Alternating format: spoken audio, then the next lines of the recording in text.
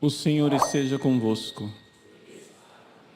Proclamação do Evangelho de Jesus Cristo segundo João. Naquele tempo disse Jesus aos seus discípulos: quem acolheu os meus mandamentos e os observa, esse me ama. Ora, quem me ama será amado por meu Pai, e eu o amarei e me manifestarei a ele. Judas, não o Iscariotes, disse-lhe: Senhor, como se explica que te manifestarás a nós e não ao mundo? Jesus respondeu-lhe: se alguém me ama, guardará a minha palavra, e o meu Pai o amará, e nós viremos e faremos nele a nossa morada. Quem não me ama, não guarda a minha palavra. E a palavra que escutais não é minha, mas do Pai que me enviou. Isto é o que vos disse enquanto estava convosco. Mas o defensor, o Espírito Santo, que o Pai enviará em meu nome, ele vos ensinará tudo e vos recordará tudo o que vos tenho dito. Palavra da salvação.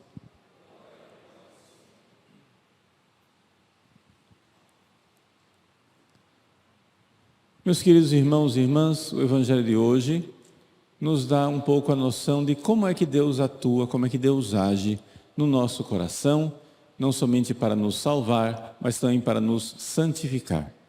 Vamos então colocar as coisas um pouco assim, uma espécie de lista de temas. Em primeiro lugar, Deus fala a todos os seres humanos de boa vontade através da criação. Ou seja, os 10 mandamentos, nós não precisamos de uma revelação divina para descobrir que os 10 mandamentos precisam ser observados. Porque nós ficamos ignorantes e confusos pelo pecado original. Deus, para nos ajudar, Ele deu a Moisés os 10 mandamentos. Mas qualquer pessoa de boa vontade, com esforço, de virtude humana, é capaz de enxergar que os 10 mandamentos são corretos. Porque eles estão inscritos não somente na Bíblia, eles estão inscritos na natureza das coisas. Então essa é a primeira coisa que São Paulo diz no início da sua carta aos Romanos. Todos os homens, todas as pessoas entendem, precisam ter essa boa vontade de enxergar, por exemplo, que existe somente um Deus, Criador de tudo. A inteligência humana seria capaz de alcançar isso. Nossa maldade termina criando ídolos. Mas se a gente se abrir para essa realidade, que há um só Deus, que as outras coisas são ídolos, e que nós precisamos amar a Deus, que nos ama, e amar o próximo como a nós mesmos, essas realidades, o amor a Deus e o amor ao próximo, estão inscritas na estrutura da realidade. Deus, porém, não nos abandona, não nos deixa sozinhos. E dentro dessa estrutura da natureza, da realidade, Ele dá a todos os homens, todos, sem exceção, graça suficiente, uma graça auxiliar, para que essas pessoas descubram o bom caminho. Então, não existe, mesmo os pagãos que moram nas tribos mais distantes, não existe nenhum ser humano abandonado pela graça. A graça está lá, Deus está lá, Deus revelador, Jesus Cristo, que dá o Espírito Santo com aquela quantia, aquela abundância suficiente, é por isso que é chamado de graça suficiente.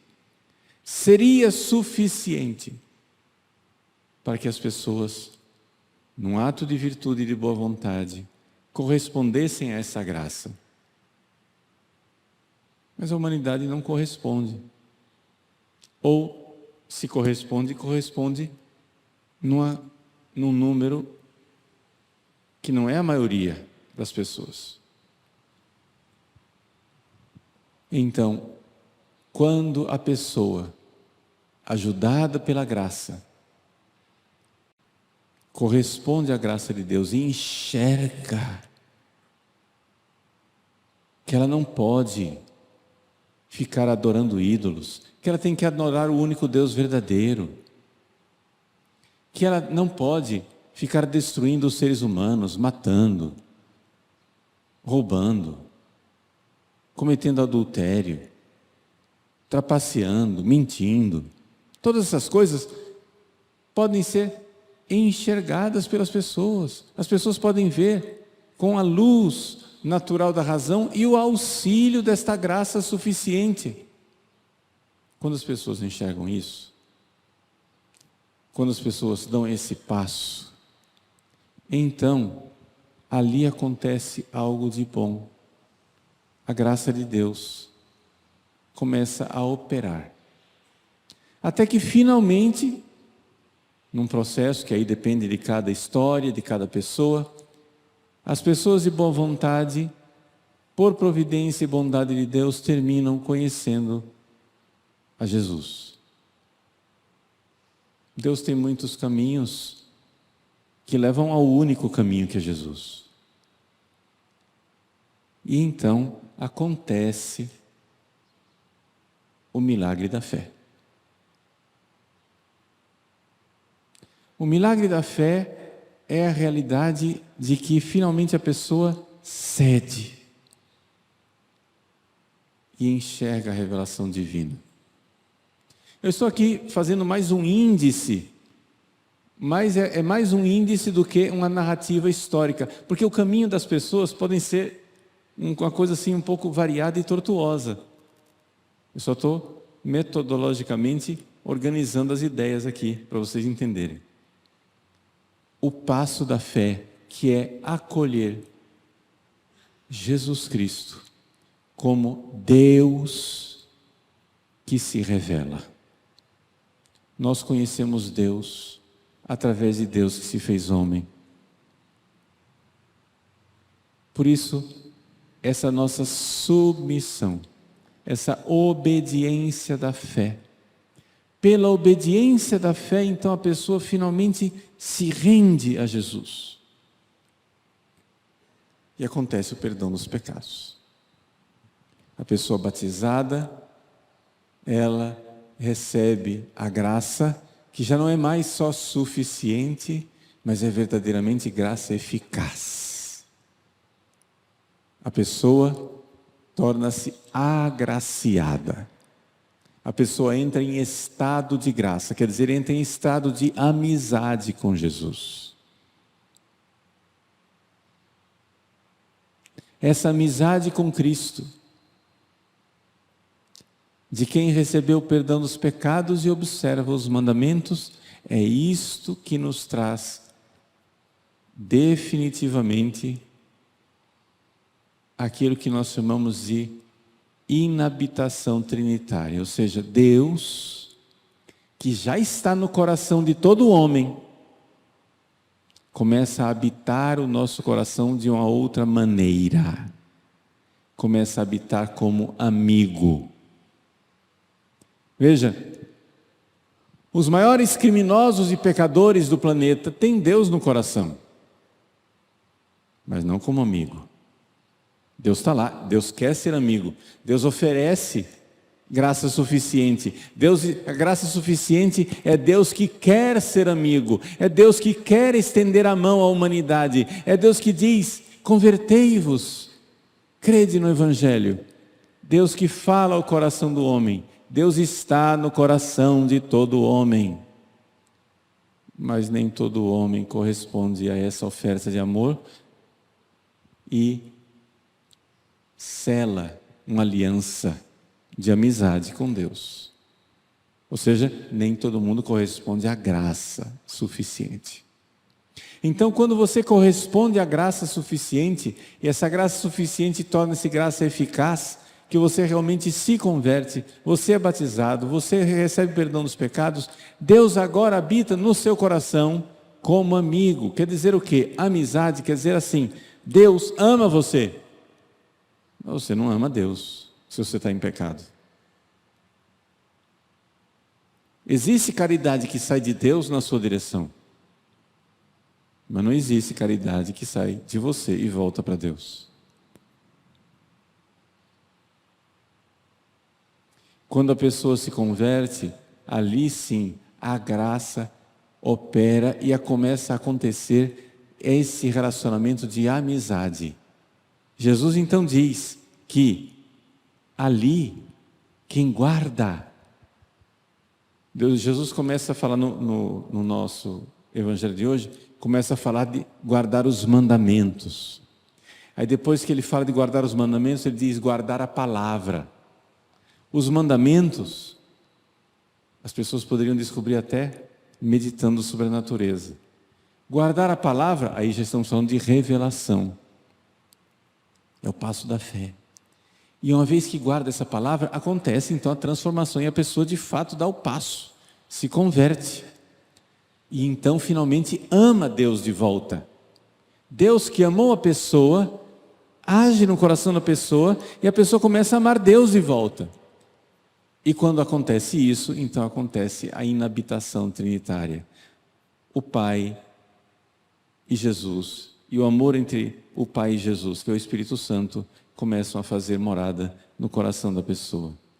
A pessoa está em estado de graça. Descrevi um mistério insondável, uma tentativa de expressar de forma clara, metodológica, distinta, aquilo que é a ação de Deus no coração das pessoas. Não necessariamente as pessoas seguem este roteiro. O que eu apresentei para vocês foi um roteiro sistemático. São Paulo, né, que de repente, na via de Damasco, recebe uma revelação de Cristo, é um caminho todo dele. Outras pessoas se converteram de forma extraordinária, de forma, né, milagrosa. Mas eu estou dizendo como é que Deus nos oferece o seu caminho de salvação. O seu caminho de salvação está aí, à nossa disposição.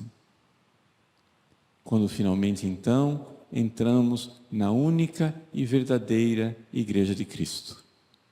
Jesus só tem um corpo, é a sua igreja, a sua Santa Igreja Católica.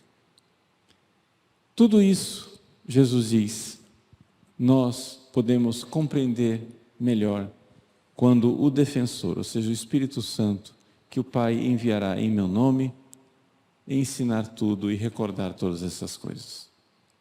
Peçamos então a Deus nosso Senhor que nos envie o Espírito Santo.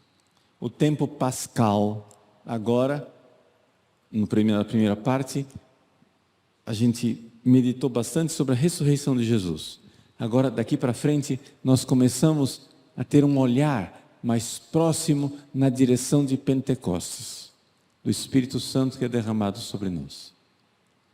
É uma nova fase do tempo pascal. É um tempo em que o Espírito Santo verdadeiramente toma o centro das nossas reflexões. Jesus ressuscitado, que nos dá o dom do Espírito Santo. É o tempo de nós meditarmos sobre a ação de Deus em nós, a graça, o Espírito Santo derramado em nosso coração. Então rezemos pelas pessoas, rezemos por tantos membros de nossa família, pessoas que nós amamos e pessoas que nós ainda não amamos o suficiente, mas que precisamos amar. Rezemos por essas pessoas, peçamos a conversão, peçamos que a graça suficiente que está lá no coração deles se torne graça eficaz. Como Santa Mônica, que rezou fervorosamente pela conversão de Santo Agostinho. Que caiam as muralhas que resistem à graça de Deus. Que caiam as muralhas, inclusive, dentro dos nossos próprios corações, para que nós possamos ser instrumentos dóceis da graça de Deus e do Espírito Santo, que, se ainda não habita, quer habitar no coração de cada um.